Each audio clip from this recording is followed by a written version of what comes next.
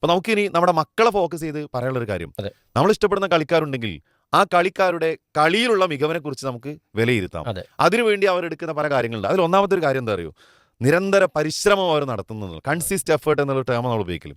അത് റൊണാൾഡോ ആവട്ടെ, മെസ്സി ആവട്ടെ, ഇന്ന് കളിക്കുന്ന ഏത് കളിക്കാരാവട്ടെ, നമ്മൾ നേരത്തെ പറഞ്ഞല്ലോ, അവരൊക്കെ ഒരു ദിവസം മണിക്കൂറുകളാണ് അതെ, ഈ ഒരു 2 മണിക്കൂറിന് വേണ്ടിയിട്ട് എന്ത് ചെയ്യുന്നത്, 2 മണിക്കൂർ കളിക്ക് വേണ്ടി, 1.5 മണിക്കൂർ കളിക്ക് വേണ്ടി, അല്ലെങ്കിൽ ഒരു മണിക്കൂറൊക്കെ ആയിരിക്കും ഒരു പക്ഷേ അവർ ഗ്രൗണ്ടിലുണ്ടാവുക.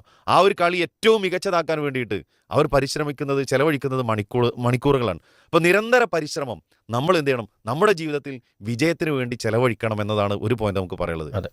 പലപ്പോഴും കളിക്കാരങ്ങൾ ആലോചിക്കും അല്ലേ, അവർ വളരെ ആത്മവിശ്വാസത്തോടു കൂടിയിട്ടാണ് ഗ്രൗണ്ടിലേക്ക് ഇറങ്ങുന്നുള്ളത്. അതെ. നമ്മുടെ മക്കളോട് പറയാനുള്ളത്, ആ ഒരു ആത്മവിശ്വാസം സ്വീകരിച്ചുകൊണ്ടാവണം നമ്മുടെ വഴികളിലേക്ക് നമ്മൾ ഇറങ്ങിത്തിരിക്കേണ്ടത്. തീർച്ചയായിട്ടും. പ്രത്യേകിച്ച് വിദ്യാർത്ഥികൾ പഠനരംഗത്തേക്ക്, യുവാക്കളാണെങ്കിൽ അവരുടെ ജോലികളിലേക്ക് അല്ലേ.